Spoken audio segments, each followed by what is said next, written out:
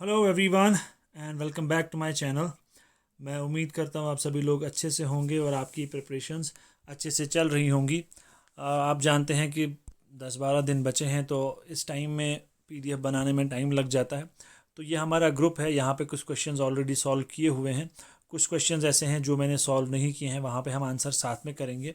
तो अब देखिए हमारा पहला क्वेश्चन, अभी हम शॉर्टकट में ही यहाँ चले। आइसोनेफ ये कौन सी लाइन्स होती हैं? अब क्लाउडीनेस, स्नो, सनशाइन, देखिए ये वो वाली लाइंस होती हैं जैसे हमने पढ़ा है आइसोबार्स। आइसोबार्स कौन सी होती हैं? जिन जिन जगहों पे इक्वल प्रेशर होता है उन सभी जगहों को जो लाइन ज्वाइन करती है उन्हें आइसोबार कहते हैं। इसी तरह आपको आइसोथर्म्स होते हैं, इसी तरह डिफरेंट डिफरेंट आइसो हाइट्स होते हैं। तो ये आपके हैं आइसोनेफ, जहाँ पे इक्वल क्लाउडीनेस होती है। ठीक है, उसके बाद आपका है आइसोनिफ। अब ये नेफ और निफ में आपने कंफ्यूज नहीं होना। आइसोनिफ जो आपका है वो आपका होता है स्नो, ठीक है, और आइसोनेफ जो होता है वो होता है क्लाउडीनेस। ये दोनों चीज़ें आप याद रखना। अब क्रोशियो करंट, इस तरह बहुत सारी करंट्स है, हम बोल्ड है, लेब्राडोर है, गल्फ स्ट्रीम है, कैनारी, बहुत सारी हैं। तो ये आपने याद करना है कि कौन सी वार्म है कौन सी कोल्ड है। इसी तरह का एक क्वेश्चन जो है आपका जो कोऑपरेटिव सोसाइटीज़ का पेपर हुआ था वहाँ पे भी आया था। तो आपकी जो क्रोशियो करंट है ये आपकी वार्म करंट है। ठीक है, और ओयाशियो, ये पता नहीं क्यों, कुरोशियो और ओयाशियो, ओयाशियो जो आपकी है वो कोल्ड है और कुरोशियो आपकी जो है वो वार्म है। उसके बाद फ्लोरिडा करंट आपकी जो है ये भी आपकी वार्म करंट है। और पीरू करंट, पीरू करंट आपकी कोल्ड करंट है। ठीक है, उसके बाद क्वेश्चन है which of the following is the year of the launch of socio economic programme prime minister employment generation programme. अब देखिए जो भी इस तरह के प्रोग्राम्स हैं एम्प्लॉयमेंट जनरेट करने के, डिफरेंट डिफरेंट लोन्स हैं, गरीबों के लिए कोई स्कीम है, वमेंस के लिए कोई स्कीम है, तो वो क्या कहती हैं, और थोड़ा और लेवल ऊपर जाए तो उनका एस्टैब्लिशमेंट ईयर कौन से ईयर से वो स्टार्ट हुई वो भी आ सकती है। तो आपका prime minister employment generation programme जो है वो आपका 2008 में स्टार्ट हुआ था। उसके बाद इंडस्ट्रियल पॉलिसी, इंडस्ट्रियल पॉलिसी ये पता नहीं क्यों तंग कर रहा है। कौन सी इंडस्ट्रियल पॉलिसी को हम क्या कहते हैं? एक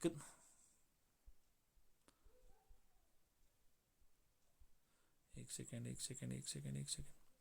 इकोनॉमिक कॉन्स्टिट्यूशन ऑफ इंडिया, ये आपका इंडस्ट्रियल पॉलिसी ऑफ 1956 थी, जिसको हम इकोनॉमिक कॉन्स्टिट्यूशन ऑफ इंडिया कहते हैं। उसके बाद आपका है which of the following does not flow through a rift valley. ठीक है, हम जानते हैं कि जो भी आपके रिवर्स कहाँ जा रहे हैं, जो आपके अरेबियन सी में जा रहे हैं, जैसे नर्मदा है, तापी है, ये सारे रिवर्स क्या कर रहे हैं? ये सारे रिवर्स आपकी रिफ्ट वैली, जैसे विंध्यास, उसके बाद फिर सतपुराज, उसके बाद फिर सतमालाज, ये सारी, तो इसमें जो आपकी महानदी है ये ईस्ट फ्लोइंग रिवर है। तो ये क्या है आपका? अब जो हमारा क्वेश्चन है वो है industrial policy is called as economic constitution of India. अब ये कहना चाह रहा है कि कौन सी ऐसी इंडस्ट्रियल पॉलिसी है जिसे हम इकोनॉमिक कॉन्स्टिट्यूशन ऑफ इंडिया कहते हैं।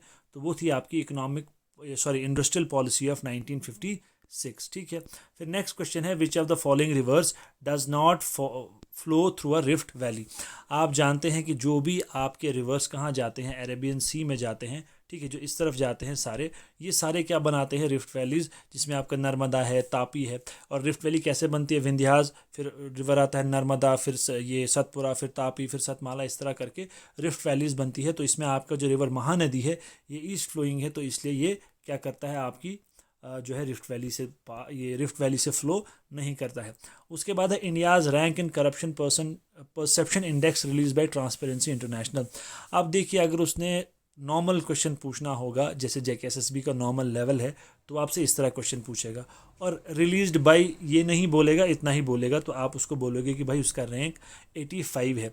लेकिन अगर उसने थोड़ा सा डिफिकल्ट करना होगा, फिर वो क्या करेगा कि corruption perception index is released by कौन सी एजेंसी है। इसी तरह बाकी सारी चीज़ें भी आपने यहाँ से कर लेनी है। ठीक है, ये दो तरह से आपका क्वेश्चन आ सकता है। उसके बाद हमारा नेक्स्ट क्वेश्चन है नेताजी अवार्ड 2022।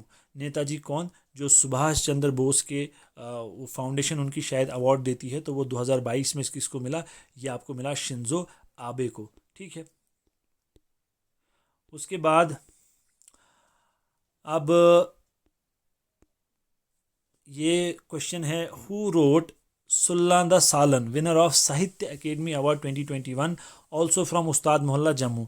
अब क्वेश्चन में आपको ये नहीं दिया होगा, ठीक है, ये तो ऐसे ही क्वेश्चन बनाया है और इसमें मेरा ऑप्शन भी रख दिया है, तो मेरा ऑप्शन मुझे ही याद रख लो, सुल्लादा सलान साहित्य अकेडमी अवार्ड मुझे मिल गया, तो वहाँ पे खालिद हसन जो है इनको ये अवार्ड मिला है। अब यहाँ पे आपको जो है दो तीन चीज़ें याद रखनी है। एक कि डायरेक्टली पूछेंगे कि जो आपको साहित्य, अब ये इनको पंजाबी के लिए मिला है आई गेस, तो ये भी याद रखना कि पंजाबी के लिए किसे मिला, डायरेक्ट क्वेश्चन आ सकता है, पंजाबी के लिए किसको मिला साहित्य अकेडमी अवार्ड, एक चीज़। दूसरा, कौन से पंजाबी वर्क को मिला, उसका नाम आपने याद रखना है, सुल्लादा सलान, ठीक है, और नाम तो याद रखना ही है, ठीक है। इसी तरह कश्मीरी में भी है, हिंदी में भी है, यही दो चार लैंग्वेजेस हैं जिन्हें हमने याद रखना है। अब कह रहा है कि BRO construct the highest motorable road in the world, it passes through which pass. अब ये पहले कोई और था पास, मुझे अब अभी नाम याद नहीं आ रहा है, लेकिन अब जो इसका आंसर है वो है उमलिंगला पास। तो इसकी हाइट आई गेस 19,300 फीट ऐसा कुछ है, या जो भी है, अगर एग्जैक्ट मैं सही नहीं बोल रहा हूँ तो आप चेक कर लेना। तो ये आपका उमलिंगला पास आपने याद रखना है। फिर कहता है नुन कुन mountain massif recently seen in news is located in which mountain ranges. अब देखिए क्वेश्चन थोड़ा सा टिपिकल है और बहुत सारे बच्चों ने गलत किया। देखिए मैक्सिमम बच्चों ने ज़ांस्कार कर दिया है, ये सॉरी काराकोरम किया है, लेकिन इसका जो असल आंसर है वो आपका ज़ांस्कार है। तो नुन कुन आपका जो है ये आपका ज़ांस्कार में है, याद रखना है। फिर है Pensilungpa glacier recently seen in news is located in which valley, ये भी आपका क्या है, ज़ांस्कार में है। नुन कुन पेंसिलुंगपा, नुन कुन पेंसिलुंगपा, ऐसे करके इसको एक बार दिमाग में बिठा लो तो क्वेश्चन आएगा तो आप कर लोगे। ये हमने क्वेश्चन कर लिया, ये भी हमने क्वेश्चन कर लिया, ये भी हमने क्वेश्चन कर लिया। अच्छा, the first bank of limited liability managed by Indians and founded in 1881 was Awadh international bank. अब क्वेश्चन में आप ये ज़रूर देखना, क्या पता कौन सा क्वेश्चन होगा कि कौन सा पहला बैंक है जो नेशनलाइज हुआ, या ये क्वेश्चन हो सकता है कि जब SBI बना तो कौन कौन सा बैंक हमने जो है मर्ज कर लिया। डिफरेंट तरीके से जो है पूछ सकते हैं। अब यहाँ पे क्या बोल रहा है, the first bank of limited liability managed by Indians and founded in 1881 was. अब यहाँ पे आपको अवध कमर्शियल बैंक कब जो है बना वो भी आपको पता चल गया कि वो 1881 में बना है, ठीक है। अब ये मुझसे भी गलत हो गया है, शॉर्ट टर्म फाइनेंस, ये पता नहीं क्यों खुद ही चल रहा है। शॉर्ट टर्म फाइनेंस जो है usually period ranging, short term finance का पीरियड क्या होता है, 12 मंथ्स। उसके बाद आपका है paper currency first started in India, ये कब हुई, 1861 में, ठीक है। Devaluation of currency leads to, अगर करेंसी की डिवैल्यूएशन होती है, मतलब कोई चीज़ 10 रुपये की आ रही है, ठीक है, अब वही चीज़ 15 रुपये की मिल रही है, इसका मतलब क्या है कि पैसे की वैल्यू कम हो गई है, इसीलिए तो आपको ज़्यादा पैसा देना पड़ रहा है। तो उससे क्या होगा है, इंक्रीज इन डोमेस्टिक प्राइस होती है ना। अब देखिए पहले इंडिया का जो रुपी है उसका डॉलर से कंपैरिजन करो, मान लीजिए कभी 70 पे था, आज 75 76 है, तो इसका हम क्या बोलते हैं कि भाई रुपया गिर गया। अगर आप प्राइम मिनिस्टर के पुराने वो सुनते होंगे कभी, तो आपको रुपया गिर गया, तो वो हमने कहीं छत से पैसा थोड़ी ना फेंका कि रुपया गिर गया। इसका मतलब है कि उसकी जो वैल्यू है मार्केट में वो कम हो गई, तो उससे क्या होता है, उससे इंक्रीज इन डोमेस्टिक प्राइस हो जाता है, ठीक है। अब कहता है recent industrial development of India is largely due to liberalisation of government policies, ठीक है। तो इंडस्ट्रियल डेवलपमेंट क्यों हो रही है, क्योंकि मार्केट फ्री हो रही है, ओपन हो रही है, गवर्नमेंट लिबरल हो रही है। अब हमारा नेक्स्ट क्वेश्चन है, the Rajya Sabha is dissolved after every 5 years, every 6 years, okay नहीं है, on the advice of prime minister और नन ऑफ द अबव। अब आप में से इसका आंसर बहुत सारे बच्चे कर रहे होंगे और आप पॉज करके कमेंट में अपना आंसर लिख दो, ठीक है। थोड़ा सा ये मैंने क्वेश्चन जानबूझ के यहाँ पे पोस्ट किया था ताकि थोड़ा आइडिया लग जाए। अब बहुत सारे बच्चे क्या करेंगे, every 6 years, none of the, क्यों, क्योंकि राज्यसभा डिसॉल्व नहीं होता है 6 साल के बाद, उसका टेन्योर खत्म होता है। राज्यसभा हमारा जो है वो हमारा परमानेंट हाउस है, ये डिसॉल्व होता ही नहीं है, ठीक है। इसके 2/3 मेंबर रिटायर होते हैं हर 2 साल के बाद, तो ये डिसॉल्व कभी नहीं होता है। तो ये मार्क करके नहीं आ जाना, क्वेश्चन ध्यान से पढ़ना, राज्यसभा कभी डिसॉल्व नहीं होती है। उसके बाद कहते हैं myopia can be cured by, आपको पता है कि 2 तरह की आपकी जो दो नहीं बहुत सारी मतलब मेन 2 हैं, एक आपका मायोपिया होता है, एक आपका हाइपरमेट्रोपिया होता है। तो हाइपरमेट्रोपिया जो होता है इसमें आपको क्या होती है, नज़दीक की चीज़ नहीं दिखती और मायोपिया में आपको दूर की चीज़ नहीं दिखती है। अब क्वेश्चन है कि मायोपिया को ठीक कैसे किया जा सकता है, कनकेव लेंस यूज़ करके, बाइफोकल लेंस यूज़ करके, सिलेंड्रिकल लेंस या कनकेव लेंस, ऊपर कन्वेक्स था नीचे कर, तो इसका कनकेव लेंस जो है लगा के आप इसको ठीक कर सकते हैं।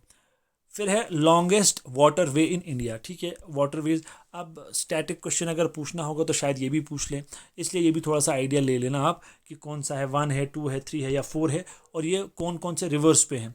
अब जैसे नेशनल वाटरवे 1 है, ये आपका गंगा रिवर पे है, सेकंड आपका आई गेस ब्रह्मपुत्रा पे है, ठीक है। तो अब ये कहता है भीतर कनिका नेशनल पार्क आपका जो है ये कहाँ पर है, तो ये जो है आपका वेस्ट बंगाल में है, आंध्र प्रदेश में है, उड़ीसा या तेलंगाना में है, या आपका उड़ीसा में है, ठीक है। Rajatarangini was originally written in which language. कई बार ये क्वेश्चन आपका जो है ऑटोबायोग्राफीज़ पे भी आ जाता है, बायोग्राफीज़ पे भी आ जाता है, और डिफरेंट डिफरेंट बुक्स पे भी आ जाता है। तो राज तरंगिणी जो ओरिजिनली लिखी गई थी वो लिखी गई थी संस्कृत में, तो फिर इसको पर्शियन में ट्रांसलेट कर दिया था मुल्ला अहमद ने, और नाम रखा था आई गेस बहरुल अस्मान, ठीक है। तो ये चीज़ भी आपको पता होनी चाहिए। अब है which of the following one a silver medal in free style wrestling for India in Tokyo Olympics. अब ये आप जानते हैं 7 टोटल मेडल्स हैं, 1 गोल्ड है, 2 सिल्वर है, 4 ब्रॉन्ज है, तो ये हमने याद रखना ही रखना है कि किसने जीता। बजरंग पुनिया है, रवि कुमार दहिया है, सुशील कुमार है, या विद्युत मोहन है। तो आपको इसका आंसर पता होना चाहिए। हमारे बजरंग पुनिया और रवि कुमार दहिया दोनों रेसलर हैं, लेकिन एक फ्री स्टाइल रेसलिंग में किसने जीता, वो आपका जीता रवि कुमार दहिया ने, ठीक है। और इसने सिल्वर लिया, बजरंग पुनिया ने ब्रॉन्ज लिया है। बी से बजरंग और बी से ब्रॉन्ज, इस तरह याद रख सकते हो तो रख लो। अब नेक्स्ट क्वेश्चन है आपका सिटी ऑफ पैलेसेस हम कोलकाता को कहते हैं, जयपुर को कहते हैं, कलकत्ता को या जोधपुर को कहते हैं। तो ये हम कहते हैं आपके सिटी ऑफ पैलेसेस कोलकाता को, ठीक है। अब देखो बहुत सारे लोगों ने जयपुर कर दिया है, ठीक है। तो जयपुर को हम पिंक सिटी कहते हैं, और जोधपुर को I guess city of canals कहते हैं, ये सॉरी लेक्स, कैनाल्स नहीं लेक्स आई गेस। तो ठीक है, इस तरह की चीज़ें भी पता होनी चाहिए आपको। अब जावेद अहमद टाक, अगर आपने मेरा वीडियो देखा है पद्मा अवार्ड्स का, तो उसमें मैंने थंबनेल में एक शख्स की फ़ोटो लगाई है जो व्हील चेयर पर बैठा है, तो वही है जावेद अहमद टाक, जिसको पद्मश्री मिला किसके लिए, इसको सोशल वर्क के लिए मिला, ठीक है। ये मैक्सिमम बच्चों ने सही आंसर किया है। अब नोबेल प्राइज़ इन लिटरेचर 2021 ये किसको मिला, David card, Benjamin list, Ghulam Rasool Khan और अब्दुल रज़ाक गुरनाह। तो ये आपका किसको मिला है, अब्दुल रज़ाक गुरनाह को, ठीक है।